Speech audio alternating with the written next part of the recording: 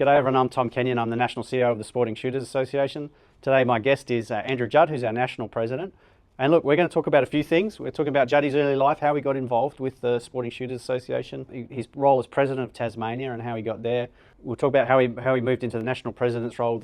We're going to talk about the Tasmanian Election. We're going to talk about Juddy's interactions with the various parties, who he thinks is the best option for shooters and who we might avoid down the track. We're going to talk about grey firearms and the need for a national amnesty and how we can get some of those grey firearms, 200,000 estimated, into the National Register in a way that allows people to keep firearms, not just have to hand them into the police. Some of our members might have noticed that the Queensland SSAA is going to stop Australian Shooter going to Queensland members. So we're going to talk about that, and we're going to discuss how we might be able to get that magazine to people. All of these topics are in the chapters below. You can just click straight through to the ones that interest you. Have a look in the description below. And most importantly, if you've got a question or a comment, leave it below in the comment section, of course. Like the video if you do, subscribe if you haven't already, and now let's get to it. So you're the President of Tasmania, Yep. And you're also the National President. Yeah, I've been the President of Tasmania for about 13 years. Yep.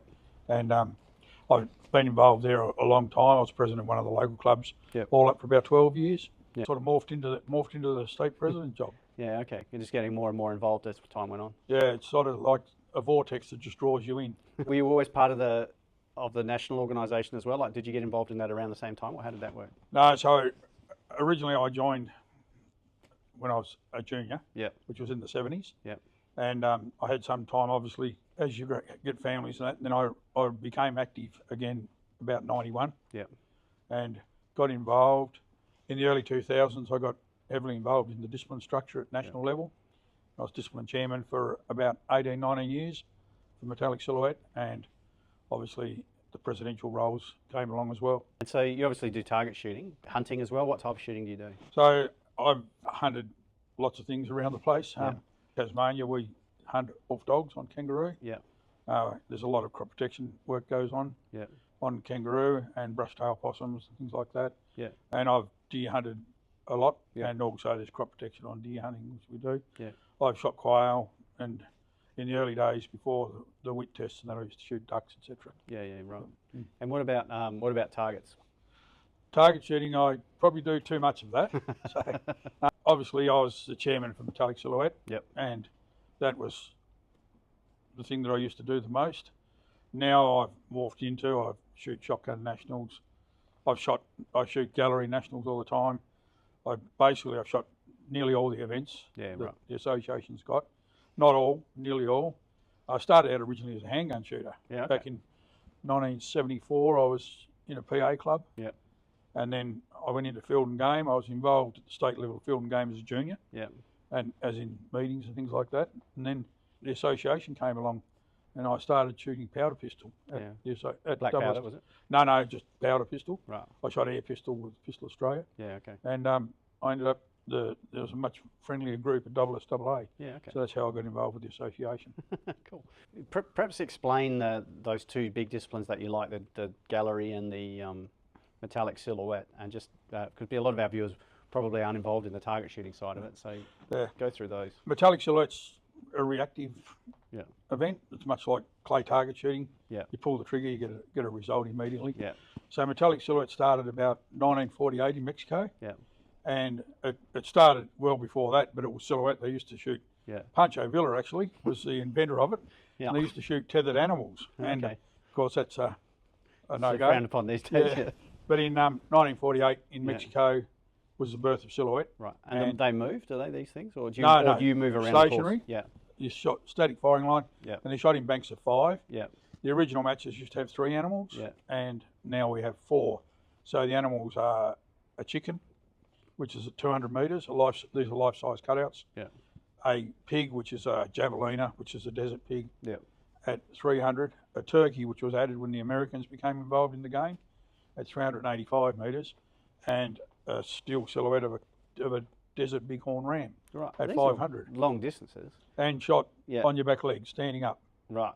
So no rest or anything, Okay, so freehand shooting freehand shooting. at 500 metres or out to 500. Out to 500. Yeah, yeah, And then there's rimfire and air rifle events, which the targets are scaled and the targets are closer. Yeah, right. And the air rifle events are in yards because the air rifle came out of America. Yep. But basically the rest is all in meterage. It's shot all around the world. We've got IMSHU, which is the International Metallic Silhouette Shooting Union. Yeah.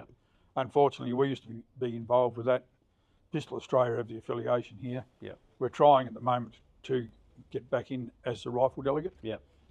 But yeah, that's shot all through Europe and everything like that. Yeah, brilliant. And the gallery, I think you told me once that it came out of, I think it was Britain, as a result of all these pistol ranges becoming a bit dormant. Yeah. So after Dunblane, Yeah. when pistols were banned, there was all the dormant ranges everywhere, and the International Gallery Rifle Federation, which we're member country number 5, Yeah.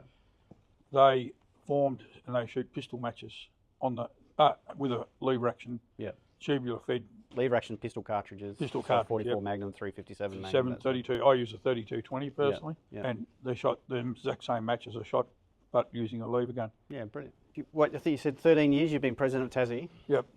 What are your plans down there? Like, I think you went down to the range that you're developing down there, which is pretty good, just out of Hobart. That's plan number 1 at the moment. Obviously, we're trying to grow our member base, which we have. Yep. We've actually been very fortunate. We've only had a few periods of negative growth, Yeah. which you get all around the place. We are developing a state complex. It's future-proofing shooting. Yeah. There's a 933-acre property that's been bought by the members. Yeah. We're currently developing. We've got a shotgun range operational. We've got a rifle range with good club rooms and a extremely large covered firing line operational, and we've held nationals there already. Yep. There's quite a few with long range precision and silhouette nationals that have been held there, and we've just opened the pistol range. Yeah. So we've got 3 ranges where you can use concurrently. Yeah, yeah. I was down there a few weeks ago, and it's quite impressive. It's a beautiful property actually. Yeah, and the facilities are really quite good. The main thing is we own the fall of shot. Yeah. So we can't be built out, and it's a credit to the people that have helped to get to the level we're at now. You might do a tour of that one day. What's your biggest challenge as the SSAA in Tasmania? Our biggest challenge is probably one of our biggest challenges is the actual training. Yeah. So our firearms training is done by TAFE. Yeah. There's a large backlog. It's a big impediment for people to get into the sport. Right. Our courses are expensive compared to other places in the country. I've addressed all this with the minister. Yeah. For someone to come in, they've got to wait 6 months. Even the minister, it took him 7 months to do the So he applied for his firearms licence, did he? Yeah. Oh, so brilliant. That's good. he came to visit us, and he's actually not a member of our state branch, Yeah. but he's a member of one of our local branches. Yeah. And he So was quite keen to get it took into him 7 months to Yeah. get So it's I imagine that just means people weren't either A, they're very good and recognised it and didn't do any special treatment and just let him understand that it was a long time. I think a bit of it was too. It was construed by when he was in Parliament and things like that. Yeah, but, right. but still, it's quite. The process is quite lengthy and quite expensive. Yeah. We're hoping that with the election, one of the things that we've asked for is that we can have an training. RTO Yeah, and we can train. Yeah.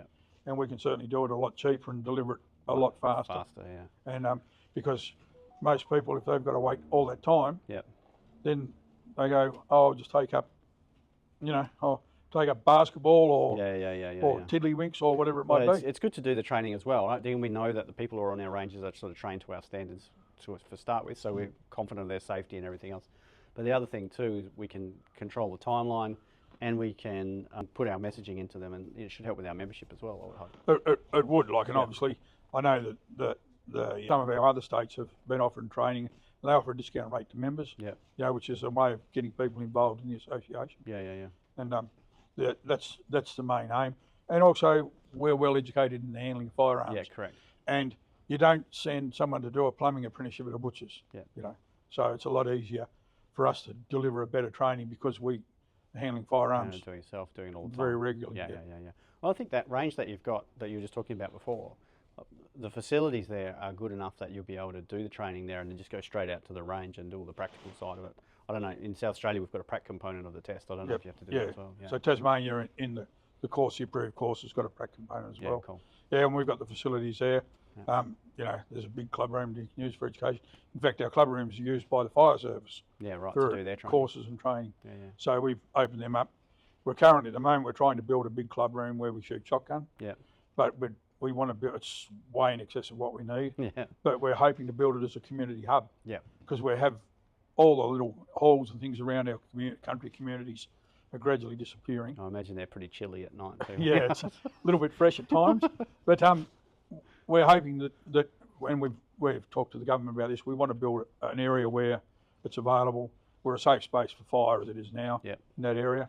So we want to build something that's usable for a lot of areas of the community. Yeah. Obviously, we don't want to have 18-year-old birthday parties in it, No. but for community groups. Yeah, but they're great for that. They're great for that sort of thing. I think the Tasmanian election's on. I think it's the 19th, is it, of July? Yeah. So hopefully this is out before that goes to air or that event happens. But are there any big issues politically for you at the moment, apart from say that you've got the training and the delay? So that's part of what you're asking out of the parties. But what else? What other issues are there for shooters?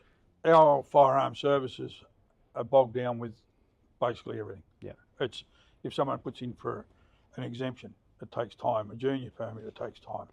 Whether we're understaffed or whether the demand's greater, I don't know what the answer is there. Yeah. It seems to be a lot of delays in things rather than actually getting things done. They seem to send a lot of stuff to the legal department they never used to do. Yeah. And which bogs it down. But we hope that we can end up with a consultative committee after the election. We've been promised, or it's been discussed with some of the parties, that we'd be able to have a consultative committee like we used to some time ago. Yeah. And we used to get things done. Yeah. And the consultative committee would make rational, well thought out decisions. Yeah. And then it would be up to Firearm Services to implement those decisions. Yeah. And obviously the committee used to comprise of sporting shooters, a hunting group or two, and the police. And you've been talking to all the parties down there about that? We've been trying to talk to all the parties, but some of the parties don't want to talk to us. Some are less responsive than others. So perhaps rank them in order of most amenable to least amenable. Well, we've got a very good relationship with the current minister. Yep. Albeit I've got a meeting for breakfast in the wee hours of the morning because, as you know, ex-politicians, there's time's very short. Time's tight, yeah. We've actually got the National Party this time running for first time ever that I can remember in the state Tasmania, election. Yeah. So they're unfortunately only running in 3 electorates. Yeah. But they've been very receptive to us. I've met with them. I've talked to them about firearms, about lots of things that we could do to improve the situation with firearms. Our problem is we've got an act that was written basically in a hurry. Yeah. And it's 95. It's been dressed up a few times. Yeah. But it needs to be sat down with some people that are willing to accept that they're not going to get everything they want. Yeah. And to be rewritten and come out with a sensible working document. Something that works for us and works for them. Works for them, yeah. Yeah. And look, you're not going to get what you want. You don't. Mick Jagger said it. You don't always get what you want. Yeah. But we could come out with something that would work for all parties. Yeah. Nationals have been obviously good. Listen, so just I don't know if many people understand, but the Tasmanian electoral system is actually a bit different. They have what's called a Hare-Clark system, and there's 7 electorates, and each electorate has 5 members of parliament. Whereas in most states, each electorate has 1 member of parliament. So what that means, you just said that the Nationals are running in only 3 of those. So there's 4 others where there's no Nationals candidate. So the current minister's been quite good. He's just in the process of getting his firearms licence. He's with the Liberal Party. So I assume that they've been pretty receptive as well, or at least not hostile, put it that way. No, and we're hoping. Look, we've approached all of the people that are running. Yeah. And I hazard to say, one of the major parties were too busy to answer our questions. So that'd be the Labor Party. I won't say. Well, that's my old party. Yeah. A lot of the independents, and surprisingly, a lot of the independents are actually firearms owners. Yeah, right. And they've contacted me. Yeah. In due course, we've got a cut-off date, and our secretary, any email addresses that we have captured, and we'll be putting stuff on our Facebook pages and obviously national. So you'll be communicating out to your members. Out who's been the most receptive. Yeah. Okay. Great. Obviously, the Greens are never particularly helpful. Although surprisingly, they voted the right way in Western Australia on the review into the act over there. But are they particularly hostile, or are they just sort of got other things to? When you've got to face them in a subcommittee, they're fairly hostile, but they're generally they don't comment. They just don't do their thing, and and it's sad because like shooting as a sport, and we'll take aside the hunting. Yeah, shooting as a sport is one of the least discriminatory sports that you can get. Yeah, we've got good engagement from from people with disabilities. Yep. We've got women, we've got men, the whole lot. Yeah. And if they could get past the natural bias they have, Yeah. they can see that it's, as a sport, it's a very good activity. It's also Australia's safest sport. I don't know if you've seen the stats, Yeah. but the Australian government puts out stats every year that talks about the safest sports. Precision sports, which shooting comes in that with archery and everything else, safest sport in Australia. Yeah. And it's like... And it's... But even on the hunting side, right? I've always thought that you part of environmentalism is managing populations, right? And particularly managing predators, cats, foxes. I don't think foxes are a problem in Tasmania, are they? We did have the Fox Task Force. Yeah. So we did actually have foxes in Tasmania, but the Tasmanian devils would certainly, even though we've got the facial tumor disease, they take care of foxes fairly quickly. Yeah, right. Okay, so that's not really a problem. But rabbits, not as bad as they used to be, but still around. No, actually, we've got a big rabbit problem. We've got an urban rabbit problem at the moment. Well, so there's the engineers building in the middle of Hobart, near the wool store. You've been to the wool store, and one of the fellas counted 38 rabbits there one morning when he was on his way to work. Yeah. On their lawns, so that's right in the city though. It's hard to be shooting in the city. And they're all in all the suburbs. Yeah. We've got this rabbit thing. Yeah. And the old days with the kids running around with a low-powered air rifle, right. they probably used to keep them gone. Yeah. You'll keep in contact with Tasmanian members, and we'll share that on our national socials and everything else. So that sort of brings us to the national issues. We've discussed the Tasmanian election and everything else. Been in the job for a year now as national president, and that's takes a year to get your head around everything and work out what's what, and learning the job being president, right? Same as learning the job being CEO. Yeah. Very steep learning curve. Very steep learning curve, that's right.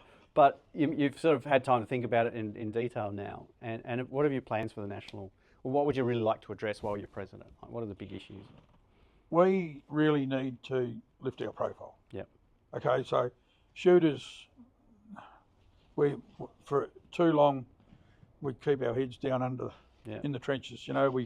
We don't stick our head out there because whenever there's something goes on, they demonise everybody. Yeah. And we've got, like I said, we've got 100-plus-year-old members. We've got members from all walks. We've got members from all walks of society, and we need to be proud of what we do. Yeah. And we probably need to get out into the general public and say, look, this is us, this is what we do, and make sure that we can break down those barriers. It's very difficult because of legislation in different places, but we probably need to do more come and try shooting days, where you have people shoot under an extremely controlled environment. There's nothing better than watching someone break their first clay target, or knock their first silhouette. That's very satisfying. So that reactive style target, it sort of sucks them in. Yeah. And if those people walk away, we've run a few ladies' days, and we have to go through the whole process of exemptions and things like that, which makes it difficult. Some other states don't have to do that. Yeah. But if that person walks away, and even if they don't join the association, even if they never shoot again, but if they're sitting around having a glass of red wine around a fire pot on someone's back patio, and someone makes a derogative remark about shooters and shooting, they can turn around and they can say, well, I've actually had a go, and I enjoyed it. Yeah. And that would be a win for us. Correct. Yeah, I think that normalising of shooting and hunting and all of those activities, I mean, we're not asking everyone to do it, right? No. We're just saying you don't have to be a shooter, but just let us go about our sport, really. That's all we want. That's exactly right. Yeah. Like, have a look at me. I'm certainly not in the shape to play football, but I understand the game. Yeah, and that's it. I think if you get that familiarity with it, that's a big step forward. And I think there's a big job to do there, right? Because shooters make up about 3.5% of the population at the moment. Yep. It would be good to get that up to that 5, 7, even 10%, eventually over time. And making people more familiar with it is certainly a good first step. And it's very hard, like coming from Tasmania, I've been on kangaroo shoots, and there'll be like a great grandfather, right down, in generational groups there, and the kids are running around at the fire, where all the vehicles are parked, and it's a family thing. People don't see that because where are we? We're not on a hockey field next to the road. Correct. You're either out in the bush hunting, or something, or you're on a range, which is normally in a remote location because keep it away from people. Yeah. Well, that's true too. I actually think indoor city ranges are super important for our sport. So, over time, there used to be one here in Adelaide that was an indoor pistol range, right in the CBD, and I took countless people there. Just have a go, just come and have a crack. And they all enjoyed it. I didn't have one person who didn't enjoy it. Probably only one or two of them ever took up shooting in a serious way afterwards, but they were all much more comfortable with it after that. Yeah, as long as they come out with a positive attitude. Yeah, that's right. Well, we're fortunate, Tasmania's, classed as rural Victoria in some things, but we've got two major clubs 10 minutes from the CBD. Yeah. One was the one that I was president of for a long time. Yeah. And I think I showed you, it's about 500 metres from my house. Yeah. And those clubs are very well patronised because someone can duck up there and have a shot. Yeah. And it's not interfering, Saturday morning they go to the pistol club and they shoot a quick match and then they've still got time to go and take their kids to sport and things like that. Well, I know New South Wales just recently opened their Auburn range, which is, probably half an hour out of the CBD, I'd say, and it's very popular already, it's packed. And it's packed from when it opens to, especially on weekends. It's crazy on weekends. The St Mary's indoor firing range is open till 9 o'clock at night.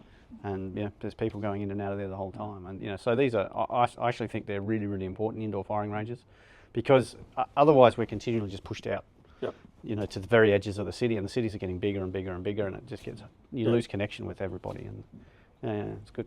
Yeah, I know you've talked to me previously about the police estimate there's something like 200,000 grey firearms. Those firearms that they're not stolen, they're not sort of illegal, but they might have been grandfather bought them 100 years ago when he was a soldier settler and cleared the land, and it's just been sitting in the shed somewhere.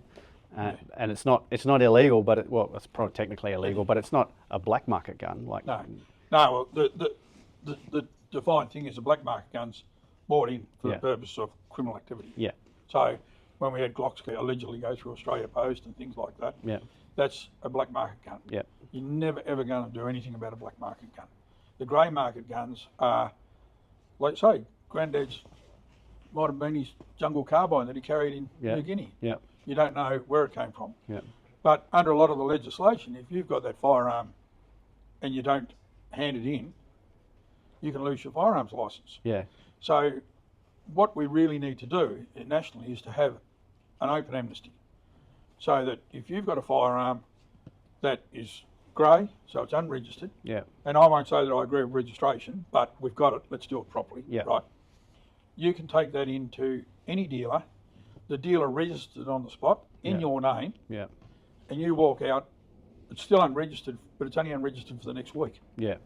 Okay? And then Firearm Services or your weapons branch, or whatever it might be in your relevant state, they process the paperwork, issue a certificate of registration, and all of a sudden that firearm is in a known location. Yeah, correct. People know where it is. Rather than being unsecured in the woodshed or wherever it may be. The police always talk about being worried about these grey firearms, and and estimate and guessing the numbers that are out there. But if they want to do something about it, bring them onto the books. And if they really cared about community safety, they'd have an open amnesty. Yeah. They say, oh, we've got an amnesty, but the amnesties, a lot of them are for destruction. Yeah, that's what they are. Yeah, you take them in, and that's great. I've used that a few times. Yeah. But if you've got something that's basically a family heirloom, you don't want to destroy it. No. So you should be able to have some avenue where you can get that. Make that a legal thing. Yeah. And you can fill out a stat deck and all this sort of stuff. But again, I know with our legislation in Tasmania, if you've had a firearm for 7 days and you haven't declared it, you can lose your licence. Yeah. And they might say, oh, we'll never prosecute. Yeah. But if you get one overzealous administrative officer, all of a sudden you can lose your gun licence. Yeah. And in our case, it's our enjoyment. Yeah. That's super important. Yeah. All right. So a lot of our members would have seen our post recently up on Facebook. The start of June, Queensland let us know that they weren't going to supply us with the names and addresses of Queensland numbers that we need so that we can post out the Australian Shooter magazine to Queensland members. And without their cooperation, we just can't do that. So have we got a plan how we're going to deal with that? What do we want members to do with regard to that? Because I suspect a lot of our Queensland members are going to want to keep getting Australian Shooter, the magazine. Yeah, look, the situation that has arisen with Queensland is very unfortunate. Yeah. Like I've shot many things with many people from all over the country. Yeah. And there's a lot of Queenslanders that are classed as very good friends, really good friends. This situation has been brought about by decisions made by the upper level of their management. Yeah. Obviously. It started where they managed their own membership, which they're constitutionally they're entitled to do. Yeah. And it's morphed from there. The Australian Shooter, I remember back and I've got them from the 70s, obviously, Yeah. when it was the Journal, and it was the newsletter of SSAA, used to Yep. be written on the front of it. Look, if anyone from Queensland wants to get that magazine, Yeah. we're working on ways that we can keep members that are in Queensland as part of the SSAA family. Okay. So if they contact the membership office, and I'm sure that you'll provide the number. Yeah, we'll put that we'll link that below in the description. So have a look down there for the membership office number. Yeah, and once we get a solution, then we'll notify everybody, and we can keep them up to date electronically up till that time anyway. Okay, cool. All right, brilliant. Well, thanks very much for coming, Andrew. No worries, We Tom. appreciate it, Jody. Thank you. Thank you, everyone, for watching. Like, subscribe, all the good stuff, and shoot straight in the meantime. We'll catch you soon.